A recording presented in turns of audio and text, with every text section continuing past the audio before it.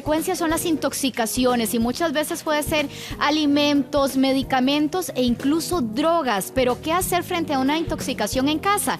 Hoy justamente vamos a hablar de este tema y el especialista en medicina crítica y cuidados intensivos, el doctor Jorge Espitaleta, así es su apellido, ¿verdad, doctor?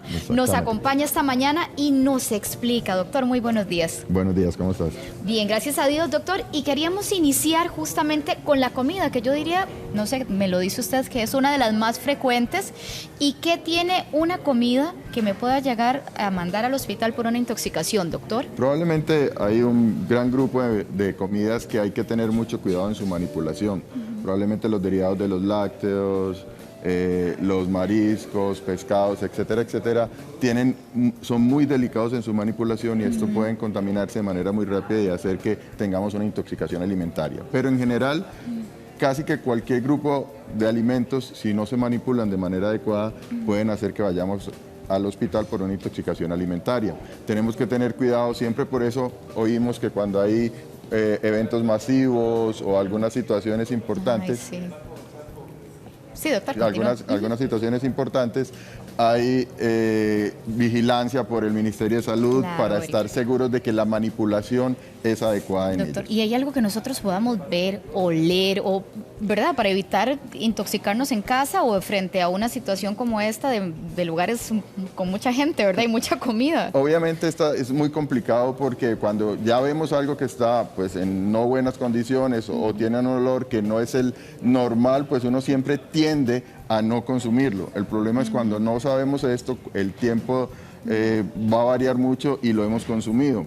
Es muy difícil verlo. Las manifestaciones pues, generales de las intoxicaciones alimentarias son vómitos y diarrea. Entonces uno siempre debería estar pendiente de si algunos de estos síntomas inician para poder intentar manejarlos de manera rápida y evitar llegar al hospital. Ese manejo de manera rápida, doctor, ¿qué es lo que hago? Cuando ya yo siento que se me pone la piel iriza, empiezo a sudar frío y usted dice, ay no, ¿qué fue lo que me comí algo?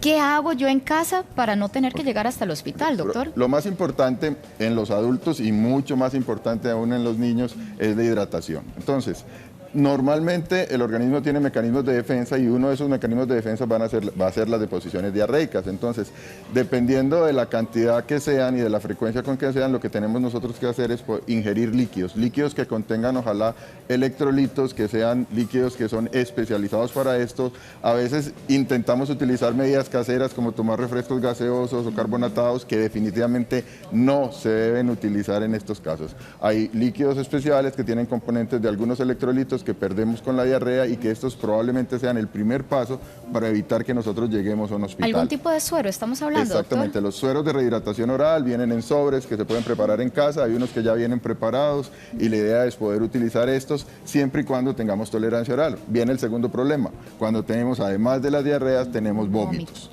Entonces, probablemente, si los vómitos son persistentes y frecuentes, lo más importante sería sí acudir a un centro donde nos puedan administrar hidratación por la vía endovenosa, ya que no lo podemos hacer por vía oral. Pero si los vómitos no son de manera importante, lo que debemos hacer es empezar lentamente a ingerir los líquidos. A veces queremos tomarnos todo el vaso del suero oral en una sola toma y esto probablemente nos va a producir más vómitos. Entonces, iniciar lentamente a tomar pocos tragos o inclusive en niños lo que se recomienda es con cucharaditas cada 10, 15 minutos e ir aumentando progresivamente hasta ver que tenemos buena tolerancia y poder ingerir la suficiente cantidad de líquido. Doctor, si por A o por B no tengo suero en casa y no puedo trasladarme a comprar suero, ¿hay algo que yo pueda tomar en la casa por lo menos para ayudarme? Algunas de estas bebidas caseras funcionan, pues no son los ideales, pero el agua de arroz es muy usada en los niños, por ejemplo. Algunos tés pueden ser utilizados también.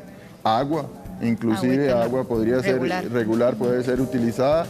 Lo único es que tenemos que tener en mente que si tomamos medidas que no contienen electrolitos, en algún punto podrían llegar a favorecer que tengamos más deposiciones. Entonces tenemos siempre que cuidar que no nos deshidratemos, básicamente. Doctor, ahora bien, esa costumbre que algunas mamás y hasta abuelitas tienen de que, no, con un poquito de leche se le quita, eso lo para.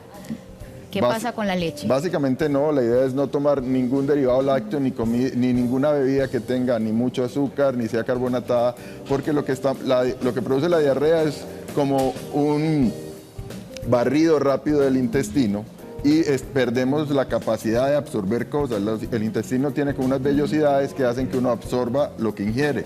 Cuando tenemos deposiciones diarreicas, esas vellosidades se han barrido y perdemos algunas de las enzimas que nos ayudan a desdoblar, por ejemplo, los lácteos. Entonces, tomar leche no es una buena idea cuando uno tiene deposiciones diarreicas. Y hay algo importante, normalmente las intoxicaciones alimentarias tienen un amplio rango, pueden ser por algunos virus, por algunas bacterias específicas, pero en general son autolimitadas. Entonces uno siempre tiene que tener en mente que dependiendo de la cantidad de lo que ingirió, pues así de rápido van a ser el inicio de los síntomas, pero de igual manera deberían resolverse en no más de 48 horas. Cuando, por ejemplo, una diarrea debería hacernos consultar y preocuparnos. Pues obviamente cuando no nos podemos hidratar hay que consultar, pero si persiste más allá de 4 o 5 días con deposiciones diarreicas, hay que pensar que ya este germen no solo estuvo en el lumen, que es la parte por donde pasan los alimentos, sino que probablemente las bacterias lograron introducirse ya a las células y tengamos un problema más importante. Entonces, el epitelio, esas vellosidades del intestino se regeneran supremamente rápido y nosotros tenemos muchos mecanismos de defensa internos para protegernos de las intoxicaciones alimentarias. Tendría que ser muy importante para que ya persista más allá de ese tiempo. De los 48 horas. Doctor, cerremos el capítulo de las comidas y vamos con los medicamentos, que tal vez es uno de lo que nos preocupa en casa, y saber cuáles son los medicamentos que con mayor frecuencia llevan a una intoxicación. ¿Cuáles serían esas medicinas, doctor? Okay. Tenemos un grupo importante etario en este caso, que probablemente sean los niños. Los niños tienen dos productos, digamos que principales de intoxicación, el acetaminofén y probablemente los antigripales. Hace tiempo había otro grupo que ahora gracias a Dios ha disminuido, que eran las vitaminas. Como todas venían en formas especiales de ositos, de corazoncitos, entonces probablemente los niños se tomaban un poco más. Pero acetaminofén, que es el medicamento que más frecuentemente utilizamos para la fiebre, es una causa importante, y la otra los antigripales. ¿Okay? Doctor, y ese jarabe que es dulcito y rico, que el chiquillo dice, este es el que me gusta porque le sabe como a confite, y se zampó todo el frasquito de jarabe. Exactamente, o sea, en general los antigripales tienen una mezcla de medicamentos, probablemente tiene acetaminofén o tiene algún antiinflamatorio, tiene algún descongestionante, y básicamente pues lo que debemos hacer cuando sospechamos, y uno siempre debe tener la sospecha cuando tiene niños en casa, la primera medida es prevención. Entonces siempre, nunca dejar ningún medicamento al alcance de los niños. Segundo, lo que normalmente hacemos en Costa Rica, que es que guardamos lo que nos quedó, que de hecho ahora hablaron un poco en la entrevista previa de que alguien me mandó el medicamento que a mí ya me había servido para esta otra cosa. Eso no debería realizarse. Entonces, uno, no dejar medicamentos al alcance de los niños, siempre que sea un adulto el que administre los medicamentos a los menores.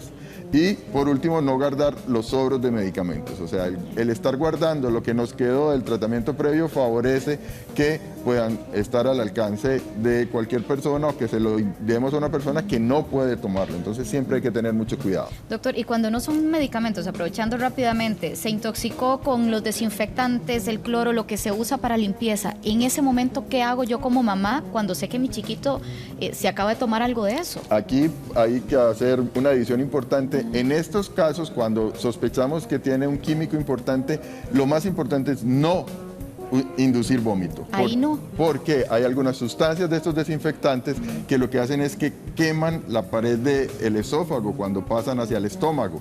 Y si nosotros hacemos que lo devuelvan, nuevamente vamos a tener una doble quemadura a este nivel. Entonces, ¿qué los hago como mamá?